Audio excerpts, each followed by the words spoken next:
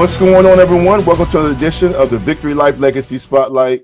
Today, I have a very special guest in the building, my longtime best friend, former teammate, head coach of the Hampton High boys basketball team, state champion coach, Eric Brown. What's good, E?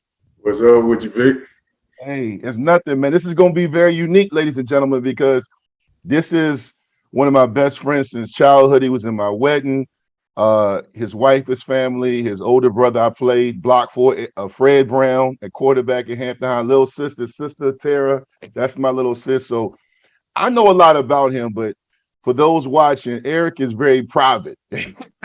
He doesn't jump on these interviews. I know he's done stuff with Matt Hatfield, but he's not one to talk about his accomplishments. But this is going to be a very special legacy spotlight for me because I grew up with this guy and I've seen him come from, a young kid, teammate of mine, to one of the best coaches in the state. Very real, respected at the great program of Hampton High. So before we talk about coaching and state championships and all the great players you coach, E, let's talk about our childhood growing up, man. Hampton, different time back then, no social media. Right. You had to stop at a payphone. We grew up over there off Shell Road. Just talk about growing up, man, and what really got you into sports, man, because you are one of the best basketball minds I know. But let's just talk about our childhood, like growing up for you. What do you remember growing up and who got you into sports? It's crazy, man, because I got into it. My mom actually, for real. My dad ain't want into sports at all. You know what I'm saying? But my mom, my dad was there, of course, but we stayed with my mom. And my mom played tennis and everything when she was younger, and when she was a freshman or whatever, she went to Hampton, and she got us into it just so we wouldn't just be out there, of course, you know what I'm saying? So like, I guess we was like 7, you know what I'm saying? And the first thing we played was football. We was all into football, playing midgets, going to Aberdeen, you know what I'm saying? We had Aberdeen, going from Park Place to, getting on a bike, riding to practice, you know what I mean? If she couldn't get home from working time, you know what I'm saying? Me and my brother, and then, actually who helped got me into basketball or got me the idea to start playing basketball was Miss McKnight, you know what I'm saying? Like which, I played, of course, with Marcus and Marlon and all them in football, but then she was like, you need to try out basketball too. So, that got us into basketball as well, because we was just thinking football at the time. So, and it's crazy that me and you wind up on the same team, on the same side of the line. A lot of people forget that, you know what I'm saying, that we was on the same side of the line on juniors, you know what I mean? I remember that, man, and those were some rough practices, man. We Coach Bearfield and Right. Bearfield was a beast, dog. He was a beast. I ain't lying. Yeah. It was some tough practices, man. A lot of talent on those teams, man. And I remember the Manique brothers. I see them when I come home. I see one of them at Boo sometimes. Mac, helping out. Yeah, Mac. Yeah, man. So, when you talk about those days, E, of Aberdeen and growing up, Shell Road, Park Place, all the battles, all the athletes we played against, man. Do you feel like that kind of indirectly prepared you for your life of not just playing sports, but coaching? Like, because what I remember you is when we used to get on the video games, a lot of us played for fun, but when we played the basketball and football games, you were the first one that showed us about subbing and putting guys in different positions and all those. Yeah, It was crazy super because it took you subs, baby. you took you like 20 minutes to set your lineup right. Bulls versus Lakers. Yeah, man. Yeah. Do you feel Yeah. like that prepared you just what we went through and all the, just that time back then? I think it helped us, man, because especially when it was I think it was beneficial that y'all was right across the street. Like y'all was right across Pembroke and we was in Park Place. So it was crazy, like when we would get together and either play football or basketball, y'all would come over there or we would go over to y'all field and play. But what really helped was my brother was older. You see what I'm saying? So, and me, like I said, being being introverted, especially when I was younger, only one I knew hang around was his friends. You see what I'm saying? So, you talking about, at that time, them jokers playing, and you got to get it. You got to get it how you going to get it out there with Mario Gatlin, Jermaine Golson, Colin Brown. You out there with some guys, you know what I'm saying? At that time, they were already like into it, especially on the basketball side. My brother, of course, is, who I look to at football because, I was blocking for him if I won't. For most time, we was on the same team. But on the basketball side of it, yeah, you know what I mean? Like just being around the older guys all the time, you know what I'm saying? Like, even when we was in high school, I wasn't really with y'all until he graduated. Yeah. You know what I'm saying? Like I was with him and Reggie and them all as a freshman. I'm with them all the time. You know what I'm saying? And they sneeze. You see what I'm saying? So, it being around them and they ranking on you and you the young joker in the room. So, they messing with you all the time. And at some point, you're gonna have to fight back. You gotta get it, you're gonna have to get it. So that's actually what helped me with the video game side. Cause when I started sunning them in there, you know what I'm saying? They couldn't deal with that. You know what I'm saying? So that was the one spot I had them, cause I was a little fat boy, you know what I'm saying? So that was the one spot I had them that I could get them the way, I could get back at them. Yeah. No, man, Eric, it's one of those things, man, looking back, as you get older, you start to have perspective. You start to see like, wow, back in the day, E knew, man, Eric was ahead of the game, man. Cause it was, for us, like I said, we were having fun. We were competitive in everything we did, but you look back, man, you knew back then, like you knew how to put people in position to win, man. I want to take a moment, though. I'm glad you brought up Fred, man, because I played a few years with Fred Brown. And I've often said, I've talked to guys like Ahmad Hawkins, we do a lot of stuff together. He's a media personality like myself. Right. And we talk about some of the Hampton greats. And it's interesting because Eric Brown took Hampton High to a state championship. Him and Sean Hamlet were featured in Street and Smith back then. That was like Sporting News, one of the best athletes in the nation. And I think sometimes he's often forgotten because I grew up with Fred, like you mentioned, Park Place and Shell Road. But at the same time, he was a very elite quarterback. I mean, you're talking about the deep ball. He could run, he could scramble, he won big games. Just talk about him as a talent. Like when you look at his career, because he played basketball too, but football, he was elite. Like, I mean, his years in Hampton, he was special, man. Just talk about what you remember of Fred when he played for Hampton High, man. Oh, man. I mean, it was crazy. It was crazy. Like, he had the hoopla of, which you wouldn't see, that of course you see now. But, people calling the house all the time, he getting recruiters calling. He really, really had some big schools on him from the quarterback position. Miami, Clemson, Wisconsin, to name a few that I knew called all the time, where at the point where, I'm younger, so I'm tired, you know what I'm saying? Like because he ain't never home, you feel me? So, yeah. I'm the one answering the phone, you know what I'm saying? So, I'm getting tired of him, but, it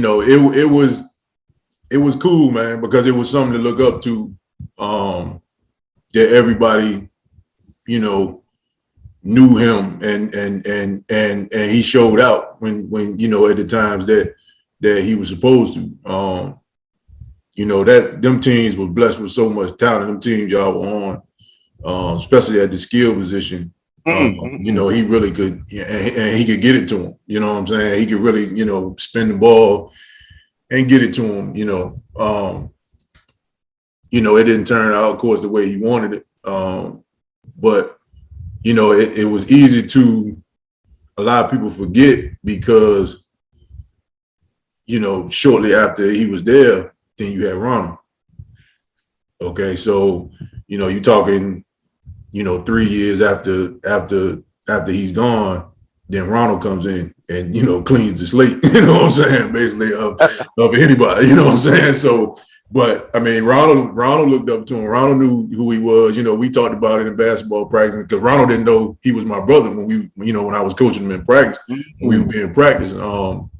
And my brother had told me that, he actually, at the time Ronald was younger, he was coming back and coming to practice, and being in his ear a little bit, you know what I'm saying? So,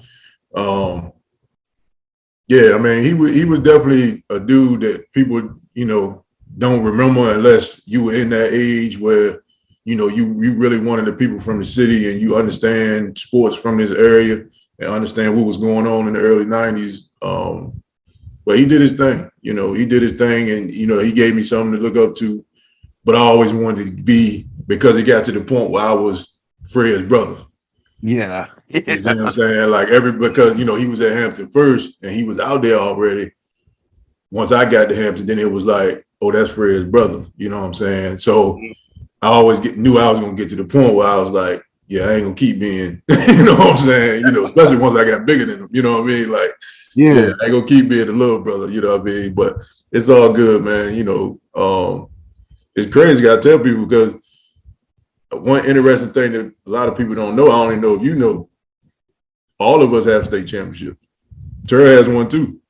Yes, I did know Tara. Yeah. I did know Tara did. I didn't know Tara got one. Fred got one. He got one on the 88 team when they moved him up. You know what I'm saying? I mean, he ain't pull his own, like, of course, we all know about the Garfield game. That was the one they should have got. They lost in the state championship, but yeah, all of us got a ring and a coat. You know what I'm saying? All three kids. So, not everybody can say that. You know what I'm saying? That, all your siblings, have a state championship at Hampton High School. That's special. I did not know that. That's why we tuned into this show. I did not know that Fred got one. I just, I remember him from my 4 years at Hampton. I remember my freshman year. I mean, he was gold status. I mean, I used to watch Fred. It's funny, man, because you talk about the Hampton High great quarterbacks, Eric Hunter, David Wofford, Tyrod Taylor, Marcus Higgins. Fred Brown's right there. You look at his numbers and what he was doing on Friday nights. And it's funny you mentioned how Ron looked up to him and knew about him. Iverson knew about Fred. People don't realize Allen Iverson looked up. Yeah, but he was his favorite receiver.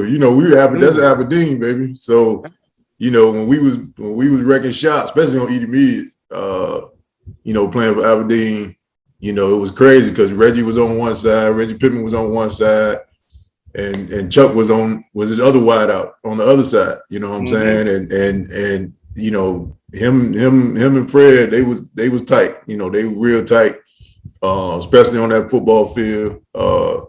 They clicked. I mean, they really clicked, and people really lucky they didn't wind up at the same school. Like, I mean, it just kind of happened like that. Like, you know what I'm saying? Like, it just kind of, and that's why what people don't really understand, that game that his senior year when they played, Bethel, and the reason it sold out to, over 10,000 standing room only in Darling Stadium, that was the reason, was because those two were going against each other in that moment. You know what I'm saying? Like, people didn't like everybody from that Bethel, Hampton, all this Aberdeen, it was so many ex-Little League teammates playing against each other in that game. And we won championships when we was in Little League. So that was a huge game. Of course, you was in it, so you understand it. But that game was so big, and it was so big because it was really Chuck's arrival. It was his arrival, his sophomore year, from a football standpoint, because we killed them his freshman year. That, and the fact they were undefeated, and I think we were right there. We were undefeated too. Yeah, you know what I'm saying? It just made a colossal game, and the characters in the game, and those two were the stars, you know what I'm saying? And it went down, it went down to the end, of course. Yeah, well, I remember freshman year, my freshman year, I'm the same year as you and I, same year as Chuck. Reggie Pittman and Fred and Sean Hamlet and Mario, we were all, I'm a young boy, we walking through the line, and Chuck said, I'm gonna get y'all next year. I ain't never losing to y'all. I'm never losing to y'all ever again. With that little raspy voice, and Fred was like, whatever, man. But I did know he looked up to, and I forgot about the fact they did play Aberdeen together. I should know that. I forgot about that. Yeah, he asked me about him all the time when I see him. He always asked me about my brother. Yeah, man. Well, back to your legacy, man. You and I, you went to Lindsay, I went to Eaton, man, and at that time, you go into Hampton High. The first thing you notice is you go into trophy cases. It's all in as soon as you walk in the building, it's trophy cases.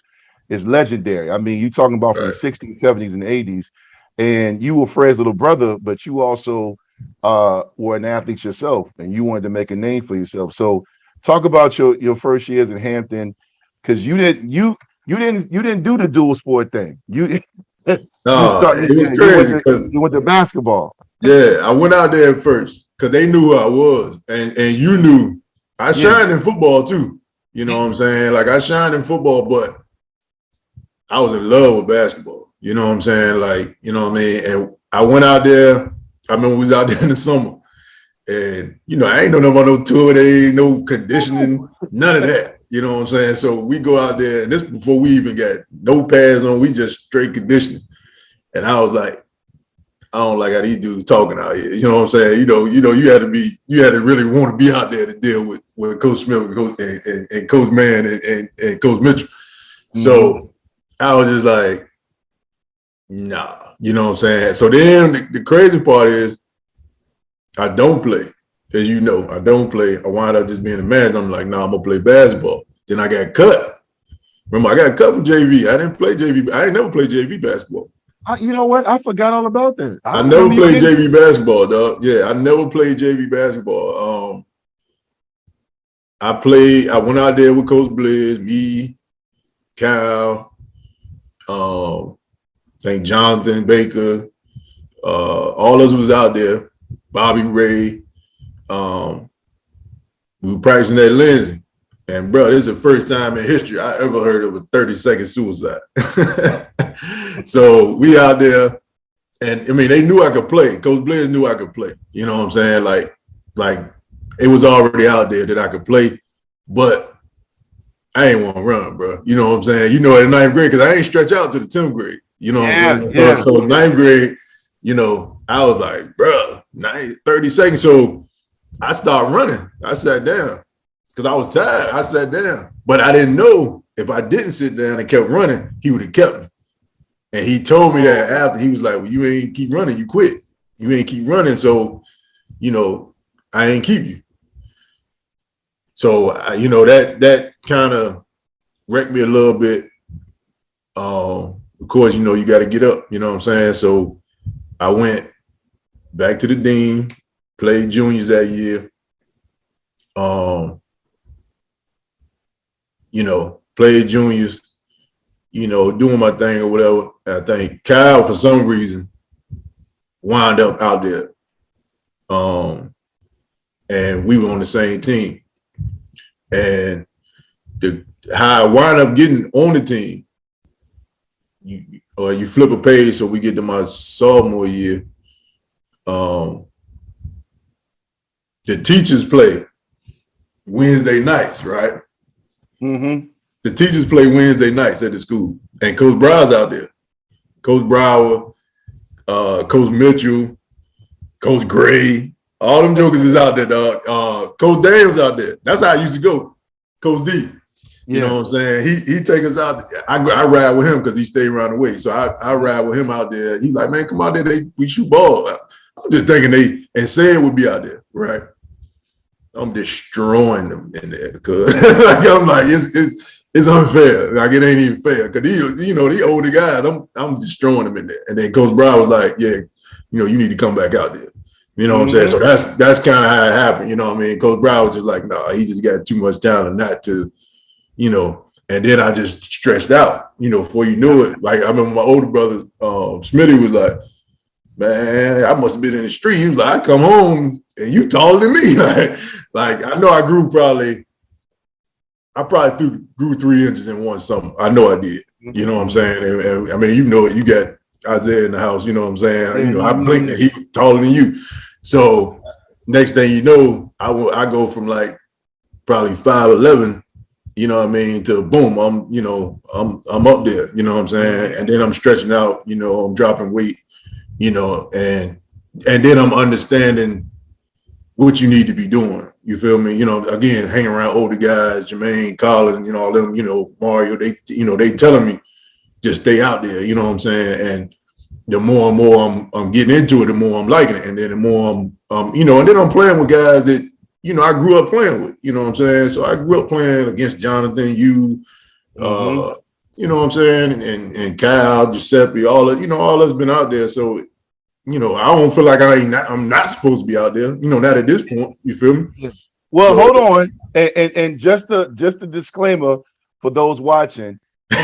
Middle school, Aberdeen Raiders were loaded. We played in one of the best rec leagues in the Peninsula District history. you got to I get played, it.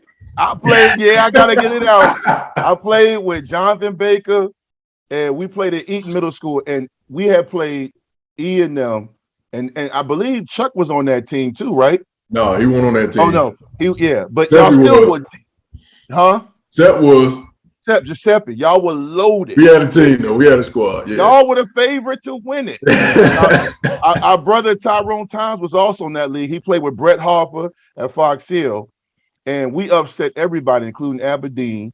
And we beat Aberdeen. Then we beat J-Mo and them, Jeff Davis team, I believe, and then we lost to Brett Harper and Tyrone and them in the championship. But I remember, beating E and them. Y'all had a because we smashed y'all the first time. The first time around, we smashed y'all.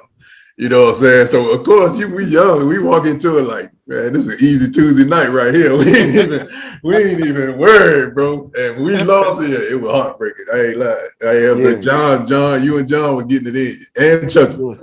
Yeah, Chucky too. Chucky Moore. Shout out to Chucky Moore. He's a coach like you as well. Yeah. I run across Chucky every now and then. He used to be at Richard Bland a while back. He moved on though.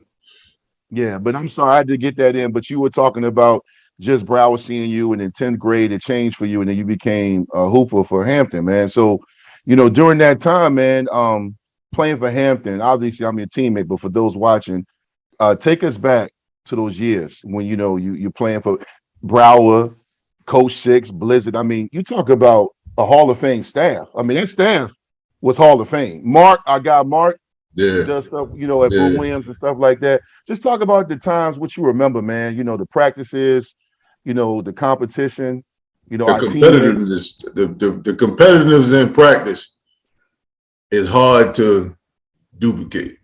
We do not have that now.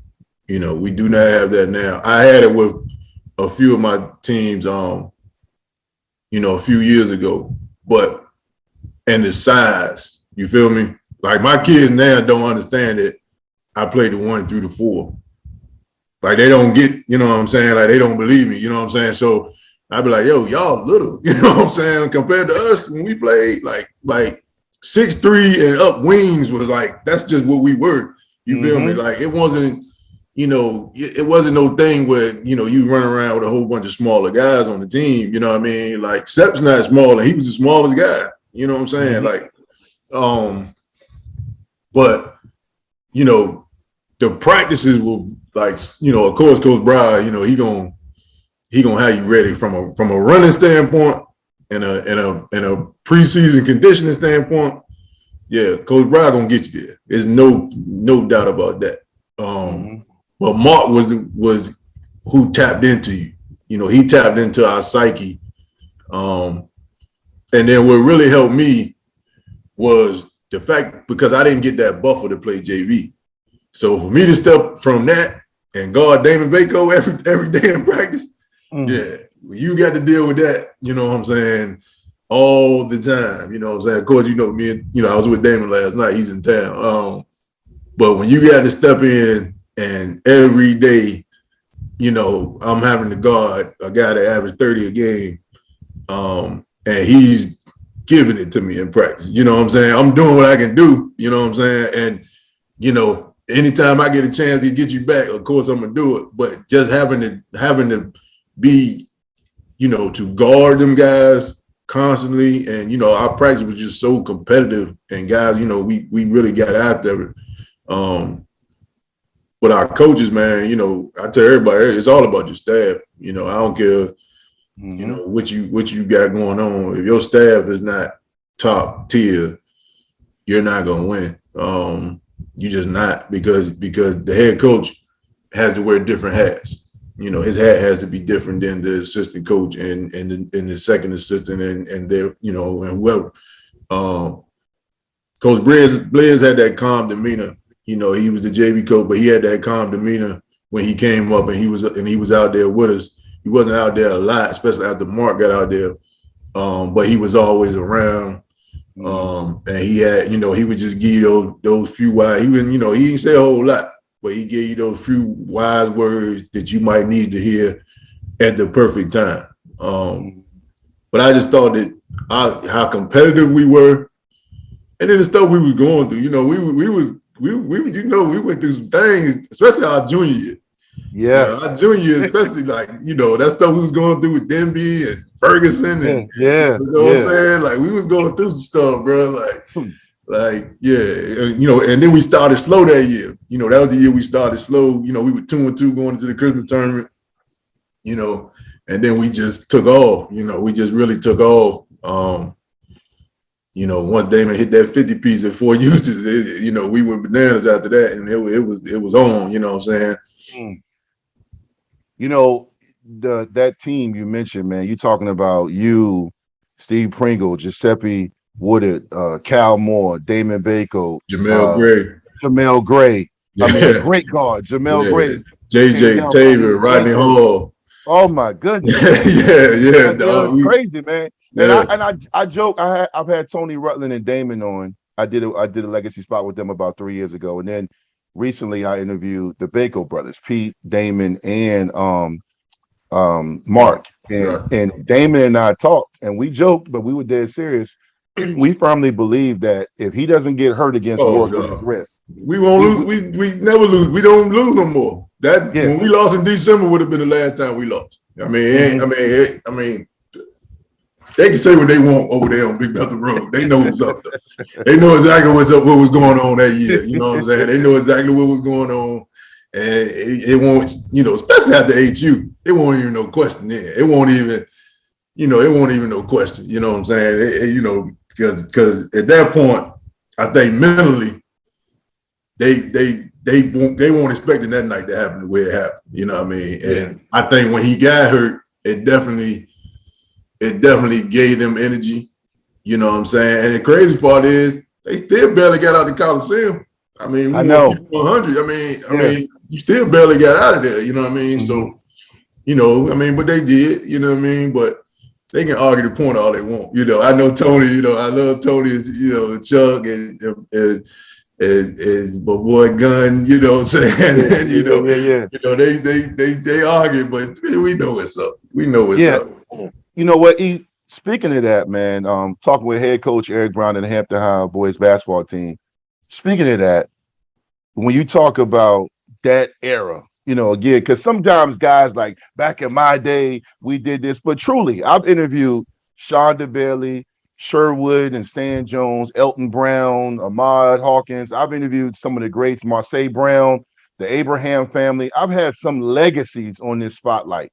Right. And it's not just me talking. If you look at 1986 to the early 2000s, I firmly believe that was a golden era of Peninsula District sports and really of the 757. You're talking about the crowds because, as you mentioned, the matchups between Bethel and Hampton High football with your brother and myself and Mario and all those guys, 10,000 people in Darling Stadium. And even you want to throw in the Phoebus matchups in football with the Womacs and the Ron C's and all of them. We talk about crowds in football. I mean, I don't think, and I can ask you right now, but I don't recall Hampton High basketball being moved to the Coliseum since or before, the Hampton Coliseum. No. So with that being said, to just reflect for a few minutes on the golden era of that time. We talking about, Ferguson had Antoine Smith, Alonzo Darden, Aaron Brooks playing basketball and football, 6'5", 6'6" players. Denby had talent. We already know about Bethel. They won the states that year. You talk about Phoebus, how tough they were. Kickertan. Yeah. I mean, Kickertan was crazy. Just talk about the golden era, man, because we were coach hard. The competition started from youth leagues and it subsequently went up to high school. What do you remember about those weeknights, on the road and just that time? Man, I mean, to speak on it, I just think it was just special. I try to get it across to my kids now. They really don't get it. Like I be telling them all, I said, y'all don't even know where y'all go to school. You know what I'm saying? Like they don't understand when you walk in the building and you the team, you know what I'm saying? The lights on when you walk in the building. Mm-hmm. You know, and at that time it was jumping around, you know what I'm saying? Of course, you know, we had our time, Bethel had their time, Kickerton had their time, as far as when we talking about basketball. But for us, that Coliseum game, like people don't understand how you tell us, no, y'all don't understand. People were because it was the last game of the season, of the regular season. Okay. Mm-hmm. And to have, we never played at our home gyms, and we played 4 times that year and never played at our home gym. And for us to play, move it to HU, when people don't know, was no HU Convocation Center at the time. So we moved to HU, we play in Holland Hall. That sells out, you know, 3 hours before it even starts. People mad because they bought tickets early and they can't get in. So now they go, okay, the next time they play, we're going to take it to the Coliseum. It were guys that I know that play for other schools that skipped their games to come to our game. Bruh, to leave your own game and come to our game, you know what I'm saying? Like, that is crazy, bro. You know what I'm saying? And, you know, I thought the city would just handle it. The city embraced it well. You know, they embraced it well. And I thought what was very, very smart was they moved, I think, Bethel and Phoebus played that night too. I mean, Phoebus and Kickerton. So they went ahead and let them play too. And that was a brilliant move because you knew you grabbed everybody. You know, you grabbed the whole city plus some, you know, and it was standing room only in the Coliseum. Like people don't understand, in the Coliseum, it was standing room only in there. And, you know, guys showed out. You know, that game showed out. It was everything that it was supposed to be, you know, from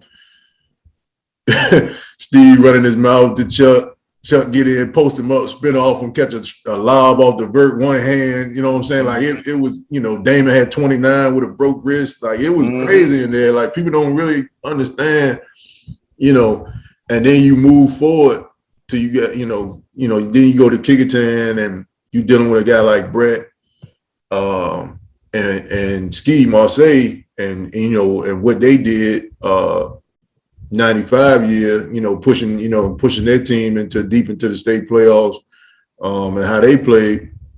But this is the thing people forget too. When you can say the PD, but people forget Joe Smith was the number 1 pick, and he played, you know, in Norfolk in the region. Yeah. Okay. Then you had Mike Evans in 91. Mike Evans. You know what I'm saying? When you talking about, and people don't understand, Mike Evans was like number 2 in the country behind Jason Kidd, bro. Mike Evans was a special creature on that basketball floor, bro. Like we went watching when they played Hampton, and it was nothing Hampton could do. Like he had a triple-double, and bro, he was in a total playground mode out there at Churchland that night. It was nothing anyone was gonna be able to do. You know what I'm saying? And he took his team all. I mean, and this is like 91. Then you had a huge game where Chuck has to guard Joe Smith at 6'9" in the post in overtime against Maury. You know what I'm saying? That's crazy. In a sold out crowd. In you know what I'm saying? I mean, it was just so much going on. You know, and Joe was, like I said, number 1 pick. And how many times you got the same area as small as ours, and two first overall picks come from the same region back-to-back years with Joe in 95 and Chuck in 96, you know what I'm saying? So, and then you talking about all these kids on the same AAU team, all of them playing, you know what I'm saying? Like all that stuff. We just talking about basketball. Then you flip the switch. We go a little further, and then, you know, of course, Ronald comes in, and instantly as a freshman, you know, everybody's starting like, who is this kid? Who is this kid? You know, and before you know it, it is. We were talking about last night. I was talking with Bobby. I was like, dog, that team, they were truly, truly rock stars. Like that team, that team was 2-time national champions. You know what I'm saying? And it was, I mean, they took the show and they never disappointed. They never disappointed on that football field with them teams that Ronald and Bobby and Muffin and them guys were on. Hawk, you talking about, you know how you watch the girls NCAA games, you be like, oh yeah, it's about to be number 1 UConn and number 2 such and such, and it'd be UConn win by 40. That's how it was. Yeah. That's how it was. Like we went to the state championship and they won like 53-3 or something. I'm like, this ain't supposed to happen in the state championship. Like that's how crazy it was, man. It was bananas. It was just so crazy. And then Phoebe's, right after that, we won 4 straight. Then Phoebe's football just picked up and they took off foot. Like it was just so much talent, man. And then you can't forget Mike is mixed into all that. You see what I'm saying? Like Mike's mixed in all of that because his high school team didn't do as much. But now you're talking about a cultural icon that everyone knows now, and people don't really know Ronald. Mm-hmm. But everybody from around here know that was totally flip flop. Back then. You know what I'm saying? Like that was like people don't even know. Like for Ronald to be, the National High School Football Player of the Year and the Gatorade and the McDonald's Basketball Player of the Year. And it was crazy. Richard Jefferson had the dunk contest and it had Hampton High School. That's the dunk contest he was in, was at Hampton. You know what I'm saying? I see myself in the crowd. This was last week on ESPN. And he was showing himself in the dunk contest. And I was like, bro, that's Hampton High School right there. Yeah, it's crazy, man. Like it was going on around here.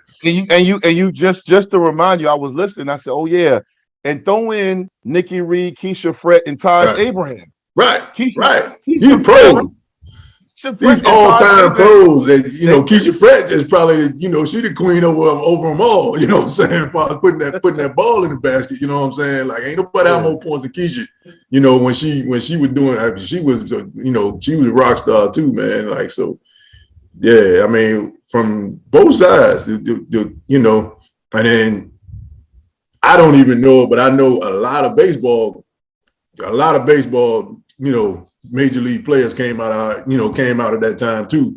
You know what I'm saying? So yeah, this area, man, a lot of people, everybody come from out the area, I think appreciates it more. I mean, they this not from our area that I talk to appreciate it more than I think our own people do in the area.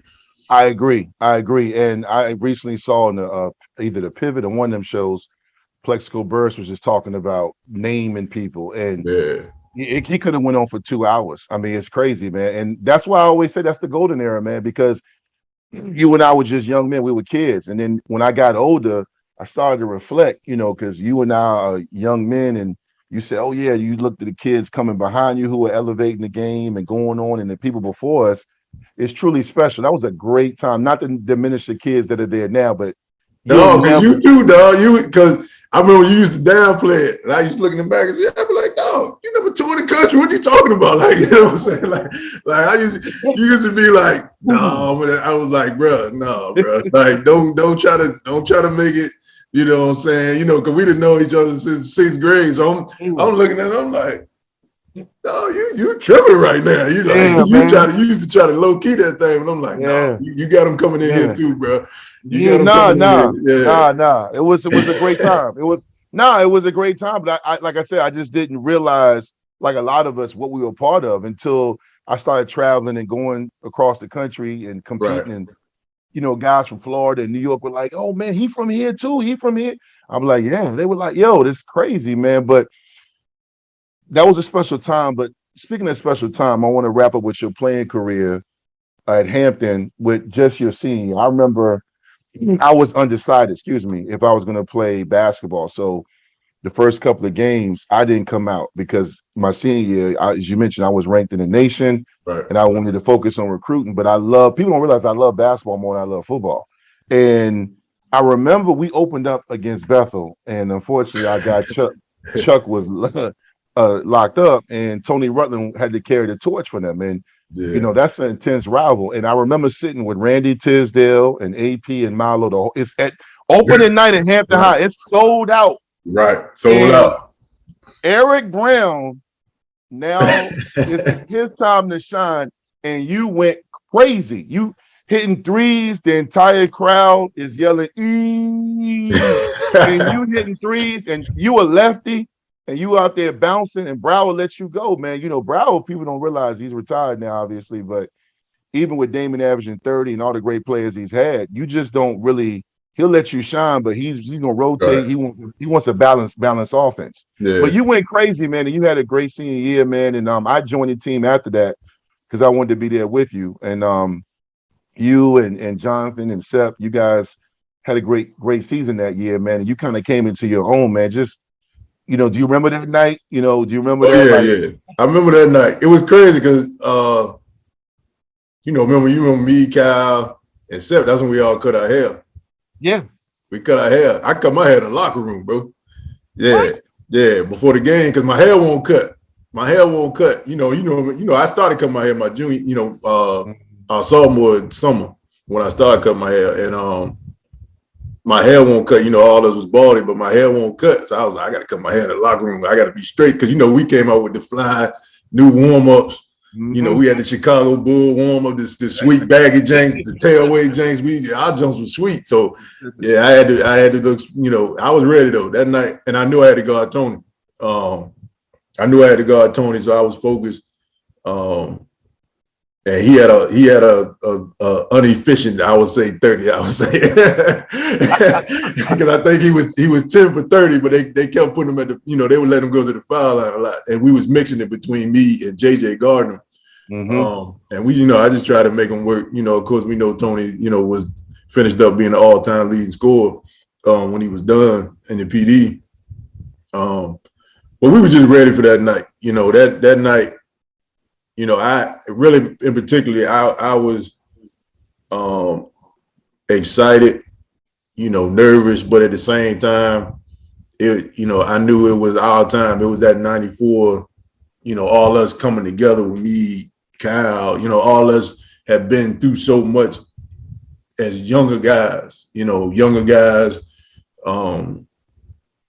those guys played more, because I played behind Damon. I didn't play a whole lot until towards the end of our junior year when he got hurt. Kyle and Seth, of course, Seth started even his junior year at the point. So he had that playing experience. Well, I didn't. But I was just ready that night, though. I was ready. Tears and them had me ready. And I knew if I was open that first three ball and I hit that, I remember I hit the first three to open the game. I was like, yeah, it was going up. I ain't care. Coach was gonna have to tell me not to shoot, and even then he gonna have to take me out because it was going up. Yeah. No, that was a special night, man. And I went home and I told my dad I'm going back out. Everybody was telling me to focus on football, but I wanted to be a part of that because I played JV my freshman year for Blizzard, and then I didn't play my sophomore year. Yeah. Then I played with you my junior year. Then my senior year, I rejoined the team. But let's talk now, man. You had a great run at Hampton, and you graduate obviously with me and everybody else in '94.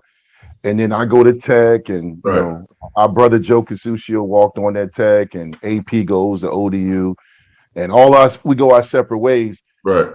I knew you were going to get into coaching, but you are now the head basketball coach. But before, everyone watching this knows that. But before, there's a journey. Yeah. Like I know there's a journey where you paid your dues. I'm talking about you coached with Boo Williams, you did the EYBL thing, but long before that, you coached. How when you watch the movie Rocky, he was fighting in some hole in the wall rooms and fighting guys, with the ceiling hanging with asbestos. You coached in some rough environments. You coached community college. How did that come about? Just talk about that journey, man. Well, the crazy thing when we first got out of school, the first thing that happened was, I didn't get a ride anywhere. So I was going to Thomas Nelson, and then Coach Brower was like, I was always hanging around, our 95 brothers, Vince and Rodney and them. So Coach Brower was like, are you going to come out and help me? So, I was there every day, you know what I'm saying? Because I was hooping or whatever. So I basically started coaching the varsity right after I graduated high school. Okay, that kind of like planted the seed while I was just around, coaching Bobby, you know, them younger guys coming up. There was about to come up, Bobby and Ronald and all them guys that came up. And at the same time, I'm playing over at Thomas Nelson. And Vince I didn't play that year, but then Vince goes over there and he played and he killing. He get me to come out. So they had never won anything. You know what I mean? People don't really realize it's very serious basketball going on at Thomas Nelson, you know, even back then. But it's like it's an extramural program at that time. Now they moving in the JUCO. But, you know, we traveling, you know, we going to play other community colleges all around the state. Basically, it's like, you know, and we had a fierce rivalry with JJ, I forgot what they call J. Sergeant Reynolds out of Richmond. Richmond. Oh my God, bro. And it's straight hood. Oh my God. It's straight. In the year before, they never could beat them. And then I got there, me and Vince combined, and we had a couple other guys that we take with and yeah, we rolled. Like we going up in a spot, hooded out. I'm lighting them up for 28. You know, we getting it in. Like, I mean, we getting it in, and they hadn't lost. So it was real hostile. You know, it was crazy. You know what I'm saying? Like, I had a game. I might not should say this. I had a game. Y'all came home and threw that surprise party. This is when we stayed out y'all way. Through the surprise party. Yeah. My mom threw the surprise party, right? Yeah. My 21st birthday. I remember. And I think Noel took me out. We went to a high school game first. I had to go scout Heritage for coaching them. So I had to go scout. And he like, all right, we going back to the crib. I go back to the crib and all y'all there. You know, of course, you know, we doing what we do. You know what I'm saying? So we get to the next game. I got a game the next day in Richmond against this team. Okay, again, against this team, I got a game. I'm in the game with a hangover. Throwing up. I'm halftime, bro. I'm sick. You know, my coach is this lady named Miss Jackson. She don't play neither, boy. It's all right that you got a part. She went to school with my mom. But you know you had a game last night. She's screaming at me and Vince. Me and Vince is done. But I had 26. Yeah. I had 26. You know what I'm saying? I told her, I said, if you take me out the game, it's over. I'm never going to come back in this game because I knew I was sick. So I was like, you know, and we won. We wound up winning the close game, but it was rough, boy. But the crazy part from that is we win the state championship for that. And we wind up going into the next year. So then we on like a 40-something game win streak or something, and we lose in the semifinals. You know, the crazy part about that is during that time, I'm actually coaching at Hampton too. So when Ronald and them win their state championship in '97, I'm back and forth. I'm playing and I'm coaching for Hampton. Okay, so when I'm leaving my game, then, you know, boom, I'm Friday night, I'm there. We played on the weekend. Then Friday night, I'm there. And then it turns into me coaching at Thomas Nelson. So I'm 22 years old. I'm coaching in college. You know, you know, and I had a smoke of that year. So we win a state championship. I coached my first state championship game and win when I'm 22 years old. You see what I'm saying? And I think the next year the league started to get. What happened was, I think the schools in Tidewater started consolidating their campuses. And it used to be like schools for every one of those campuses over there, Virginia Beach, Chesapeake, Suffolk, they consolidated to one team. It kind of messed the league up. So after that second year that I coached there, I was like, man, this joint like it's falling apart. So I left and went back and just strictly, you know, worried about staying at, you know, being at Hampton and doing what I'm doing while I'm going to school, you know, I'm trying to get out of school. And, you know, I was working I'm trying to work, put myself through school, still trying to learn the craft as much as I can. You know, I'm reading as much as I can, seeing and looking as much as I can. And then finally, fast forward, I go to Fishburne Military Academy in '08, '09. By this time, I didn't, I've been with Hampton. I've been with Coach Brower beside him the whole time. We done our thing, but I'm getting to the point where now I'm ready to move. You feel me? I'm ready to have my own, or really, I want to go to college and coach. So I have a chance to go coach post grad kids at with Ed Huckabee, another one of my mentors. And the experience was, as far as dealing with the players, was cool. You know what I'm saying? But my wife was here, she was here, and it was back and forth. I'm driving, trying to take the mountain drive every other weekend, or what I'm saying, in between, especially, and I only could do that basically before we started playing. So then once we started playing, we traveling, and we ain't got dough like we flying traveling. We got the little mini bus, and we shoot, bro. We driving all over, everywhere, playing people. You know what I'm saying? From Carolina to Maryland to, all parts of Virginia. We way up in Waynesboro. You know what I'm saying? Up in the mountains, and it's just. And then we got, I got kids from Florida who ain't never seen snow before. They wilding out. I mean, it was crazy, bro. Like, and I'm taking. You just. The living situation won't what it need to be. It won't a situation that was going to be optimal for me, especially dealing with my wife being here. And it won't pay me enough for me to take me away from her at that point.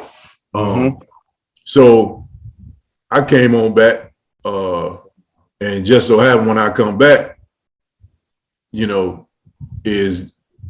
when I wound up with Big Cat, Anthony Barber. I was coaching him before I left. His ninth grade, his eighth grade summer. I took him to Orlando. We went to nationals. He played as an eighth grader. He played with the 11th grade team, with the 17th. And we take him out there. But I kind of know before I tell everybody I'm leaving. I know I'm leaving. You know what I'm saying? Because everything was in the works for us to go to Fishburne, because that was the first year we started the program at Fishburne. So I kind of knew what was going on, but, I'm coaching him and that group, but I'm like, I got to move, you know what I'm saying? I knew he was going to be special, but I knew I had to move, and at that time, Coach and Walt was there. I think Mark wasn't there at that time, but Coach and Walt was there. So I'm like, they good. But what happened is I leave, and, they had an okay year, you know what I'm saying? When I was gone, some things happened while I was out in the mountains that like I said, I didn't like. So I wound up coming home, and then I was going to chill, but Coach Brower wasn't going to let, he wasn't going to let me. Once he knew I was home, he was like, nah, you need to, get back in it. He was like, what else you going to do? You know what I'm saying? And he's like, what else you going to do? You need to get back in it. So, I got back in it then with those guys, and, it was fun. It was fun. And the reason I got it, actually how I get to the job. But you got something to ask me?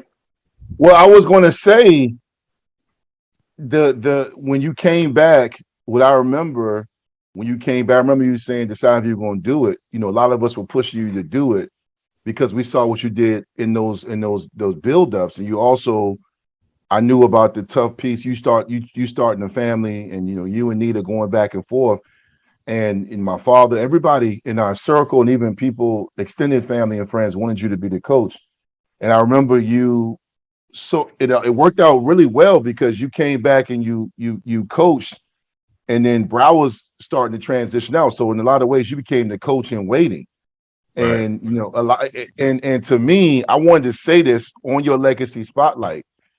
I've been around some phenomenal coaches. Lauren Johnson, obviously at Highland Springs, 4-time state champion, 4 in a row. He's built that program, Highland Springs. Our brother Troy Mans, my son's coach, Sherman Rivers, obviously Coach Brower, and my coach, Coach Smith. But to this day, I took my wife, Shanice. Lauren wasn't around yet, but we took Sydney and we took Lauren and Isaiah down to VCU. My man Aaron Foster rode with us, our brother Aaron. And to this day, you coach one of the best high school games I've ever seen against Mason from Petersburg. Yeah. You got because they were the favorite. Oh Petersburg no, was by they far. were the favorite, and you Yeah, had Cat Barber, who was an All-American, but you got those guys to buy it. It was such a great coaching performance. I sat beside Doug and Tyrone. Tyrone, everybody came. That was sold. I mean, the Regal Center was sold out because that's Petersburg. You know, yeah, Hampton run deep, yeah, and you coached such a great game. I remember, if I'm not mistaken, I know your phone blew up after you won it, but you got a call from Gary Moore and Iverson, Coach Gary Moore, yeah, Iverson. They called you, left you a mess. I mean, for like the entire world. I mean, I just want you to touch on that night, just because I remember. I mean, like as I talked to you, I remember going back and sitting there, parking in the garage, and you could feel the energy. And Petersburg was deep, and they and yeah. then Frank Mason, he went on to play at Kansas, right? Right, right. And Barber It's went on, yeah, interesting. Yeah. yeah, Yeah. I mean, the whole season though, man, it was crazy because um we start the season, we get into we're in the summer. Okay, we're in the summer, just to get you to that night. We're in the summer, we play at Boo, and Boo used to have his team camp early in the summer that we would play in. And at the time, his nephew Troy played for Phoebus. And Phoebus had, they really destroyed us, those guys' sophomore year. So this was a chance, we got a chance to play them. It had sold out in there in the summer. And we handled them, like not easily, but we handled them pretty, calmly. And Matt Hatfield, he said, we had the interview and I was just like, what you think of it? I said, it just points that, we really think, we can do something special this year. I think, we gonna open some eyes and let people know. At this time, I'm not coaching the team. I'm just in my regular role. Coach Brower's mother comes up ill. And she's dealing with some things and coaches, and I think I want to say she passes. Either early in the season. I'm talking about December, you know what I'm saying? Like early, like within our first, because she had been sick, but maybe in our first 6 games or something like that, right? So coach is actually ready to walk away. Like right then, he's ready to walk away. And me and Walt like, nah, because at the time we haven't lost. And me and Walt like, nah, we like, you gonna mess the kids up if you just leave. So I was like, I got the floor. Walt got all the logistics or whatever, you know what I'm saying? He could do all that, but I got the floor. And coach, if you remember that night, coach sat at the end of the bench. yeah. For the rest of the season, he sat at the end of the bench. He didn't even sit with the coaches. Like he was so much, but he still wanted to be there and be around for the guys, but he didn't feel like he was in it. So, the year goes on and on, you know what I mean? And during that year, Kickertan was the team everybody was in love with. Everybody would pick Kickertan. They was the team that everybody loved in the region. They was going to do this, that, and the third. And we just went on about our business. We just went about it. We won the Christmas tournament. Cat hit a game winner at Ronald's Christmas tournament at HU. First time Ronald had got a chance to witness the game. He had got to his own tournament, and we hit the game winner against Bethel. And then we move on. The interesting part about that season was the region was rough because it won't no 5, 6. It won't all these. You had to go through everybody. Yep. When there was 1A, 2A, and 3A, and all the schools that was the dominant schools now that's killing in all 6 divisions was in one division, and that was AAA. Okay, so it was always a gauntlet to get out of the, region, to get out the scope. So it was just, we had 2 overtime games, and the guys showed up and they did their thing. We fast forward and we on our way, and everybody picked Petersburg. Everybody. And Matt had picked Pete. Everybody picked him. Everybody got on the phone. Everybody picked him. Everybody was picking against us in the region, like finding a way to pick against us every time. And I was just like, cool. Don't nobody pick us tonight. I said, I don't want nobody to pick us. We got there, and the guys were ready, man. The biggest thing I always take away, they were ready. And we watched film. This was the crazy part. We watched film, and I had already broken down like 1,000 times. Like I had already, you know what I'm saying? Like I had already, and we watched film, and I know it was Frank, and they really had one other kid that was going to V-State. I'm sorry I forget his name, but he averaged about 14 a game. And he was Frank's. He was Frank's. He was Frank's.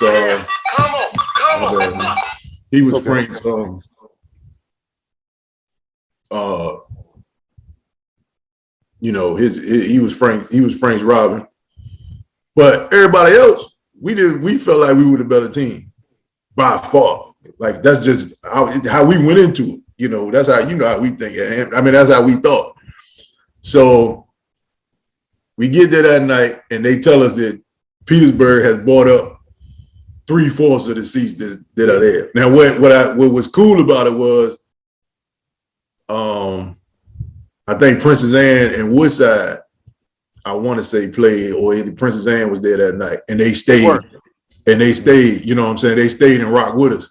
You know what I'm saying? Because there really wasn't nobody in there with us, but Hampton people and the few people that, old, alumni that showed up, you know what I'm saying? And it was good that the school had let the kids, bust up and coming up there with the cheerleaders. Mm-hmm. So they calling names out, they cut the lights out for Petersburg and they calling the names out and all that. I just sit back in the seat after we done, we went first because we were the away team, but we loved it because we never had a chance to wear black until we got to that game. So the kids wanted to wear them black Jordan uniforms, and we couldn't wait. They couldn't wait. So we get in there, and I sit back on the bench, and I just looking at the players because as a coach, you get to a point where there's nothing else to be said. There's nothing else to be said. You know what I'm saying? Like it's here. So we sitting there, and in that moment right before the kids walk out, and usually I'd say something like, "Okay, we're gonna do this, dude." I just sat back in the bench and I was like, do I need to say anything? And the kids was like, hell no, coach. I said, let's go win a damn state championship. And that's all I said. And they got up and bruh, they went to work. I mean, they went to work and we just felt like that we were going to make it hard for Frank. We were going to put 3, 4, we had 3 different options on how we were going to play them and what they were going to do. And Rick, I did a great job. Rick Height, one of my closest coaching friends, he's doing a great job now at Kings Fort. And we close now. At the time, I didn't know him. So it's crazy how history works, you know what I'm saying, and how these roads take you. Because we close now. He a Raider fan, I'm a Raider fan, you know what I'm saying? Like we that's my guy. But at the time, we didn't know each other. And we just worried about ourselves that night. We walked out before the game started, and their fans were talking crazy to our kids, and the kids were laughing because I'm just like, they don't understand these kids from Shell Road. These kids from, these kids is, Captain from downtown Newport News. You know what I'm saying? Like nothing y'all about to say is gonna rattle these kids. You know what I'm saying? Like, so we were just laughing doing warm-ups, because they were on the baseline like going crazy. And I was like, maybe this worked somewhere else, but it wasn't going to work that night. You know what I'm saying? So we, nothing was going to take their focus off, what they had to do. And they were just so locked in, man. And they were just so tough. That group was just tough. Like I've had more talented groups. That 17 team was, a little more talented, but how those guys guarded you and their toughness and togetherness, because most of that team was juniors. The seniors came off the bench. Yeah. So the beauty of it was all year the juniors were like, we trying to send our seniors out right, because the seniors took the path of we'll take the back seat and come off the bench or do whatever to make sure we win our last game. You know what I'm saying? Our last game, we gonna win our last game ever at Hampton High School. And it's crazy because a lot of those guys, I gave them that black Jordan uniform a couple months ago. Yeah. So, yeah, because it's getting old. I was like, the kids now, they want all that little stuff. We were talking about that last night. They want them little itty bitty shorts and stuff. I was like, bro, we don't rock shorts. We want rocking shorts like that. So I gave them guys that won that championship in that uniform. I told them to come by there and get their uniform. So, but that night, man, I just remember the support. Once it started winding down, and we knew, we had it.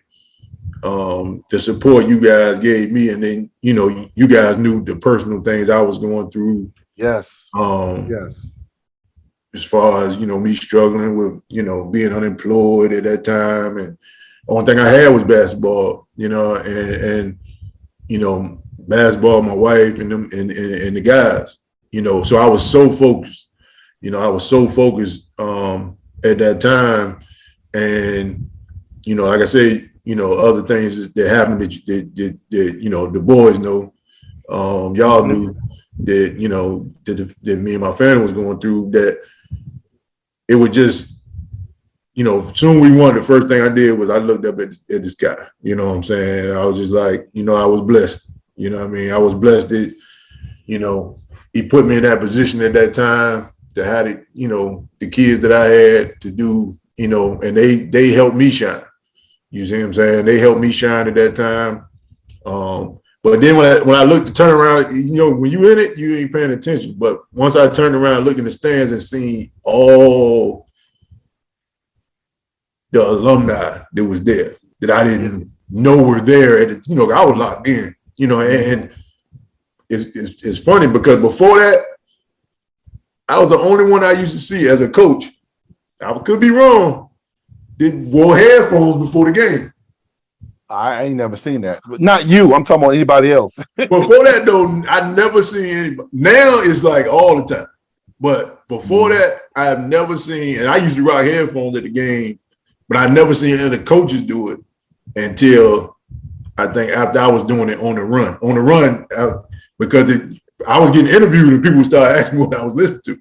I said, well, it's always going to be the Woo or Biggie in here. You know what I'm saying? Like, I said, that's going to be in my joint. You know what I'm saying? Because the dude, one guy came in the locker room. I said, if you see me listening to something before the game, 95% of the time it's going to be the Woo. You know what I'm saying? So, it was just funny how these questions come up. You know what I mean? When you at a stage like that and people ask you stuff, random stuff. You know what I mean? But it was a lot of things happened that year because Monster, Gary Smith Jr., who was a huge, big-time point guard for us, went to school with my sister. He passed from, I think he had leukemia. He passed the night before we played in the regions.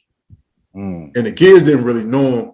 Of course, the coaches know him. We coached him. You know what I'm saying? So that was a big inspiration to the kids, too. Once they got to know who he was and we told them who he was and, he was a baller and he could really play and, he went way too early. And he was just a good, genuine dude. So all that stuff, I think played a role in what was going on.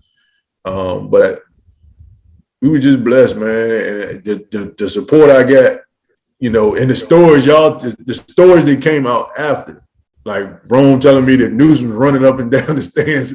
To the year. It's just little stuff like that. Like I didn't know that I knew who Troy was because, we had met maybe once or twice up at Tech, but I saw him sitting up there with Aaron at the time because Aaron said something to me right before the game. He saw him with the headphones on. I spoke to him, and it's crazy because now me and Troy, they got cool. We didn't win at it a couple times. He didn't get the best of them. I got to figure out a way to get back at Troy. He didn't get me two close 1-point games in both regional games. Regional finals. Yep. Yeah. He got me the Christmas turn about 1 point, then he got me the regional final about 1 point. That ain't sitting good with me. But that's my guy. I support him. We send information when we can.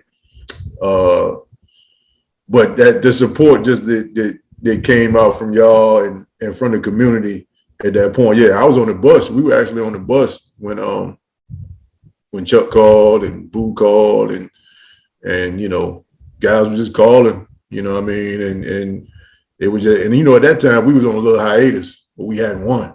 You know, Yeah. we had one since '97, so you Mm-hmm. know it was 15 years or so, somewhere in there where we won, and it was just a fun ride, man. It's fun. It's just fun when you on a ride like that because there's a lot of stuff that you can't explain that happens. You know what I mean? Like we were down to where everybody thought it was bleak.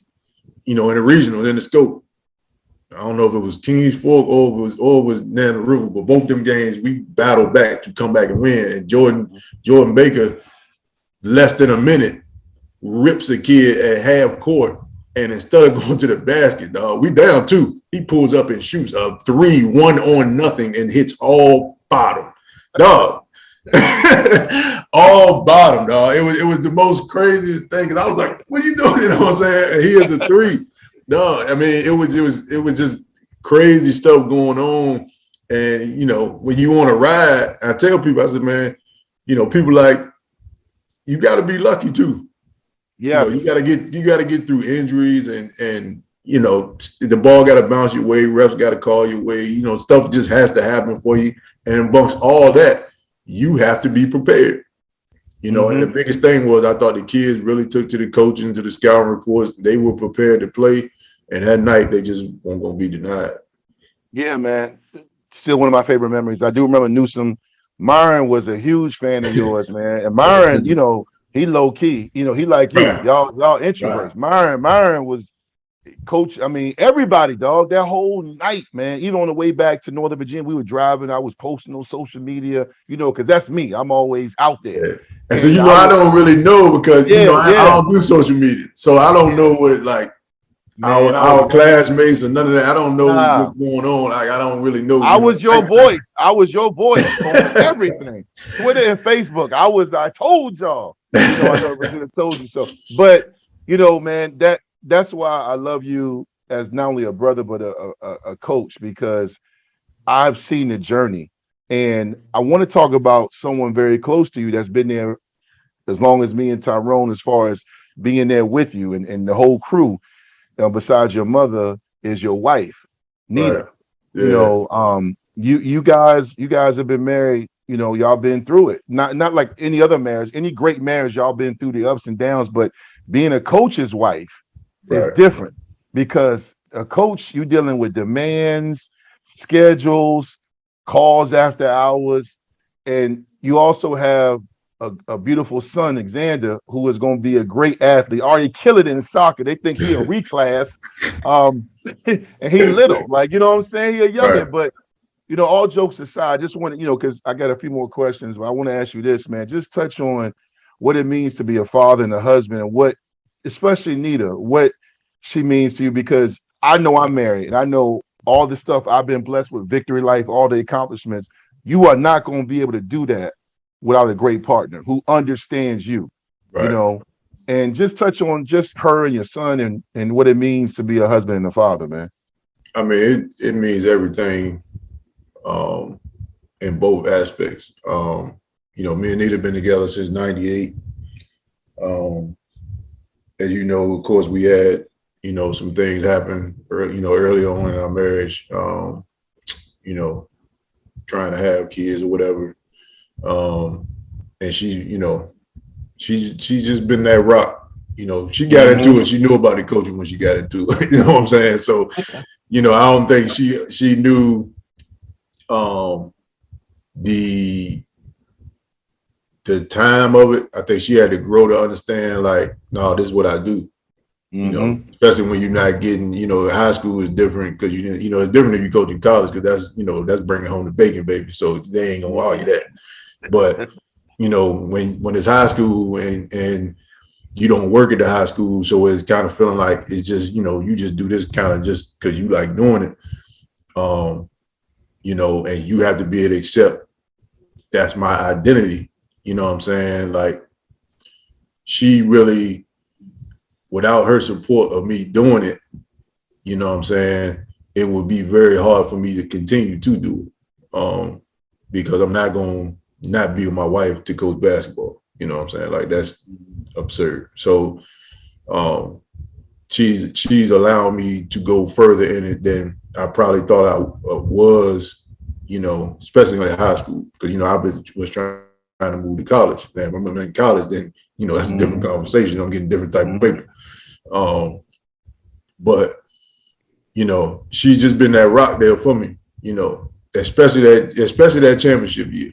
You know, that championship year when I wasn't working, and she was right there, and she the first person I went to right after we shook hands. She the first person I went to in the stands, because without her sacrificing and doing what she had to do to hold us down, you know, it wouldn't have got to that point.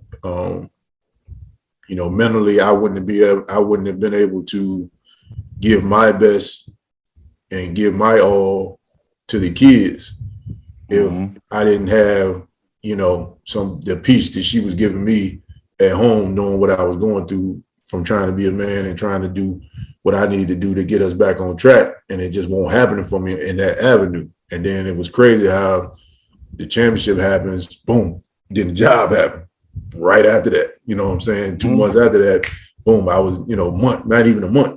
You know what I'm saying? And I was, you know, at the job I'm at now. So, and still there now. So 10 years later, my son, man, he just been a blessing. Just been a blessing. You know, a lot of crying nights, you know, a lot of what if nights, or, you know, if nights, period, you know, before he got here. But yeah, now he letting you know he here for sure. You know, like yeah, he got a birthday on the 6th coming up. Yep, he do. He does. Yeah, he gonna be 6 years old. And, you know, we was talking last night. I was like, you know, he just watching him. He coming so fast. He just had his first soccer, you know, his first team experience, you know what I'm saying, in soccer. And like you said, we already getting the, you know, check his age questions. So I told Damon them last night. I said, if we getting them questions already, then we on the right track. So you on the right track. Yeah, we on the right track, and we already getting them questions. So, you know, he like being around the guys, and, you know, I take him to practice when I can. You know, we practice late, so, you know, his mama don't want him out late all the time. So, you know, I do take him into practice, and he get to run around with them, and I make him dribble. I make him do some ball handling for about 15 minutes a night.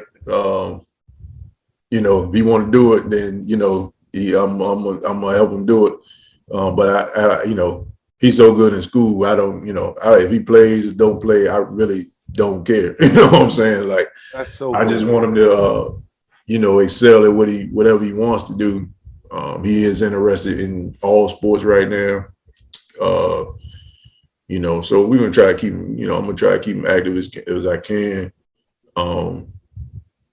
But just to watch him, like, now I'm at the point, because, you know, I got some other stuff that you know, has came up, or, you know, opportunities come across, you know, and they want me to get back out there with AAU and some other things, and I'm just like, it's got to fit into what I'm doing for him. You know what I'm saying? Because he's at that age where him sitting at home is not an option. You know what I'm saying? Not for him. Yeah. You know what I'm saying? So, you know, you know, I'll make a decision, you know, am I going to get back in AAU or not, but I'm not really worried about it. One thing I'm really worried about right now is, you know, my household, especially at this time of year. I mean, this time of year, I let my coaches coach for the most part. You know, I go in there, we rocking workouts and stuff like that. But, you know, during the season is hard.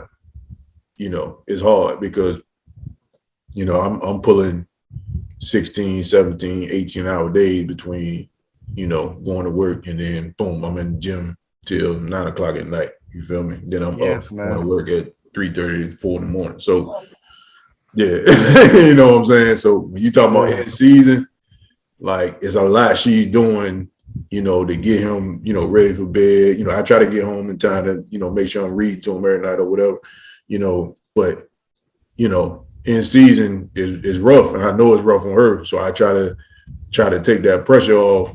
As soon as the season's over, I tell my coaches, look, I'm telling y'all right now, I'm not going to be in here for about 2 to 3 weeks. You know what I'm saying? Y'all got it. You know what I'm saying? I know what's going on. You know, I know every step of the way, but I let, you know, Coach Brower used to let me rock.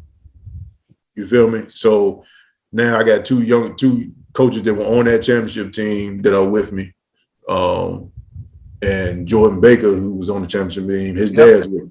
So I try to let my coaches rock. And the only way the coaches get to learn is they got to be able to be out there with the kids, build their own identity with the kids.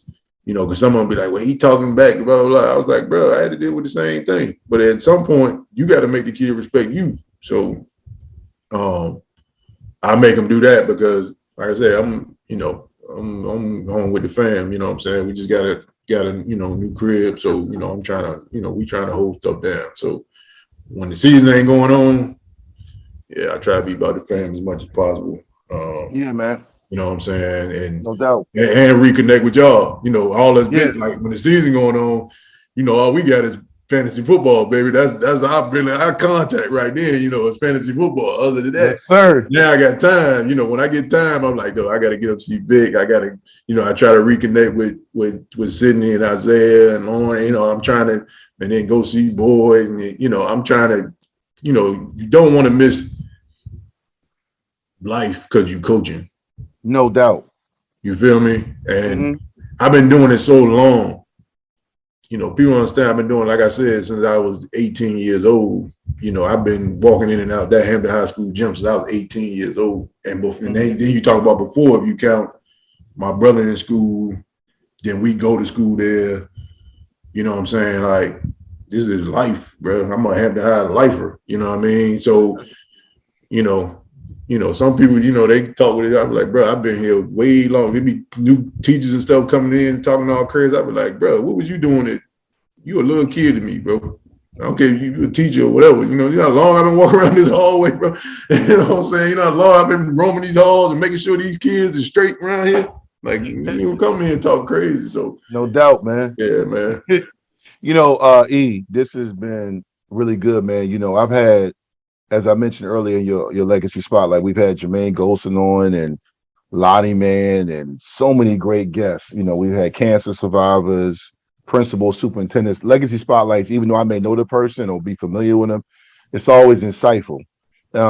Speaking of insight, I want to end the show like I always do with my guests, with you giving you a chance to share your final thoughts, your perspective, what not just basketball and coaching is giving you, but life, and what you want to tell the Xanders, the Isaiahs, the other young men and women out here who not just trying to aspire to be athletes, but just that want to be successful in life, because you are successful. You're a successful husband, a successful father, an educator, a mentor, and real talk. I've had Antonio Banks on here who grew up in East End, Newport News, and he said it one day. He said, man, I come from the mud, but I'm out here shining because of what I've been through. And you've been through it, I've been there with you, seeing you guys come from Park Place into, your own community. And when you guys lived across the street, I seen your mom grind, and your mom was a mother to me and still a mother to me and Tyrone and the whole crew.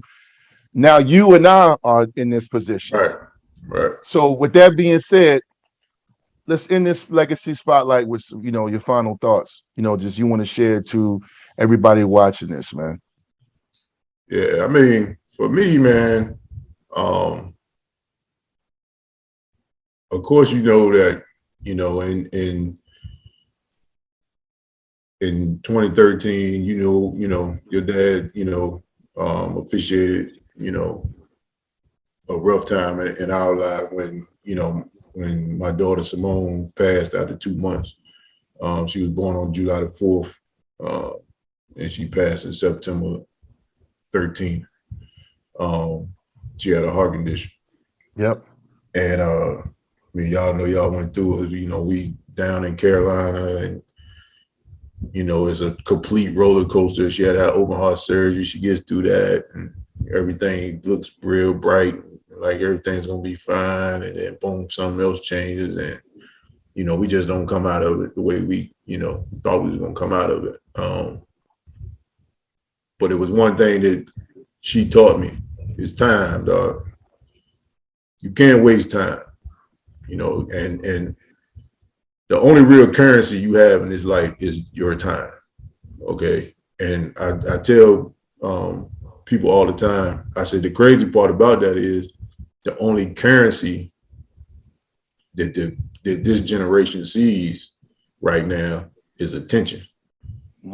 Their currency is attention. That's what the thing with the phones, and the thing with they have to record themselves doing everything, you know what I'm saying? Or they have to, they crave the attention.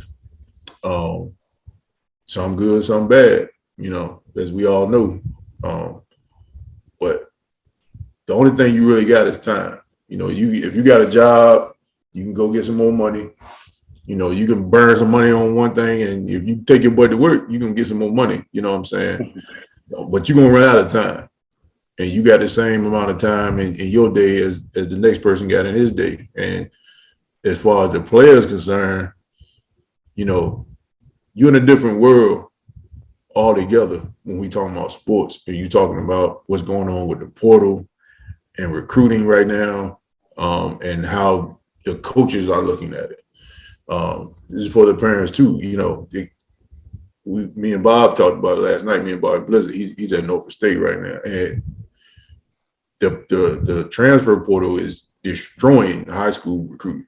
Destroying it, because any fringe guy, any guy that is on the cuff that you could be an overlooked guy, and you are a guy that was going to be seen some kind of way somehow. You're at the point where you're just not being seen at all. You know what I'm saying? Unless you're really wrecking shop out there, because they're going to get seasoned guys who have already been in school who still got 4 years eligibility. You see what I'm saying? So, if you really want what you say you want, you have to invest in your craft to its fullest, because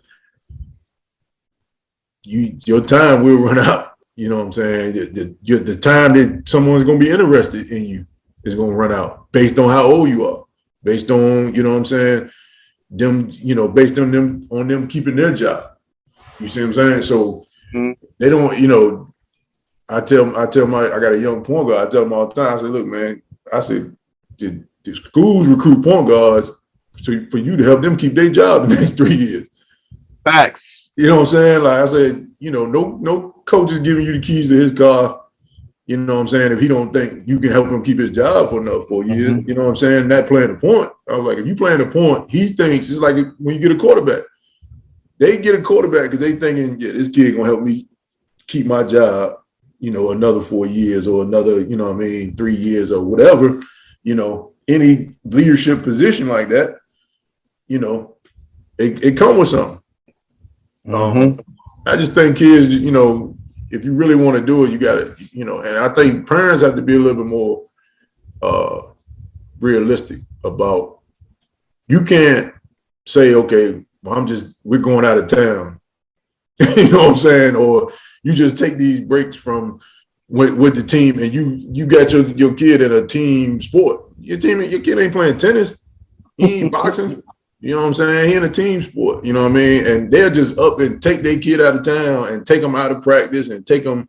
Now, if it's some urgent in the family, blah, blah, blah, but they be like, oh yeah, we're just going out of town for the weekend. And, you know what I'm saying? While you got stuff going on, you don't understand the damage is doing. One, the message is sent to your kid and their commitment to what they're doing. Okay. Because a lot of kids, when we was in school, you already knew. Our parents would go anywhere. If we had practice, yeah, I'm staying at Vic house tonight. I'm going to stay at Vic house. But Vic got to stay with us because his people going out of town and we got practice. You know what I'm saying? So I just think people got to be a little bit more realistic, about what's going on in sports today.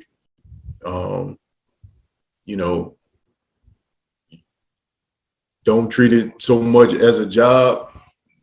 The kids got to have fun still. They're not having fun doing it. They're not going to excel at it. And you don't have to always love the work. The work, everybody be like, yeah, I love the grind. No, you ain't always got to love the grind, but you got to love the results. Yes. You got to love the results, because if you don't love the results, you ain't going to get through the grind on the days you really don't want to do it. You just not going to do it. You see, But if you getting results and whatever you're doing, you know me, I just lost, 106 pounds, you know what I'm saying? So, you know what I mean? Like, if you getting results and you love the results, yeah, that part alone will get you to wherever, that'll get you up out that bed and go pump that iron or go do whatever you got to, whatever you got to do. If you got to go shoot that get them 1,000 jump shots in before school, you got to go do it. Yeah, you do it while you sleep. I tell the kids all the time, bro, you think I wanted to go to work today? No, I did not. I wanted to win the lottery, but it happened, so I'm going to work. Yeah, I'm going to work, bro. So, no, man, just value your time, man. Just value your time. Like, people don't understand. The kids really don't get how close you can be with people you are in high school, like we are, and like really like we were. And a lot of people still surprised we still so close. Exactly. People be really surprised that you still talk to all of them. Yes, like you know what I'm saying, like, and then what we've been blessed with is we have a lot of best friends. Yes, a lot. Yeah, and like different groups of best friends, and then it's crazy. What's unique about it is all us can come together and all mesh in the same spot and still be good. You know what I'm saying? Yeah. So, and you don't get that back. You don't get that stuff back, man. That stuff doesn't come back, man, when you're dealing with, genuine people and people that got real love for you and concern about, your family and what's going on with you. And, that stuff you don't get back. So just don't waste your time, man. And people that don't give you the right energy, I don't waste my time. If I don't get the right energy from somebody, I ain't even got. Why am I even talking to you? You like, bro, you have nothing to say to me. I have nothing to say to you. Whatever your energy is, don't match what my energy is. There's nothing we need to talk about. If you calling me to complain about something, like, and sometimes it probably do a detriment to me because I done lost kids. I think because the parents be thinking they can't talk to me.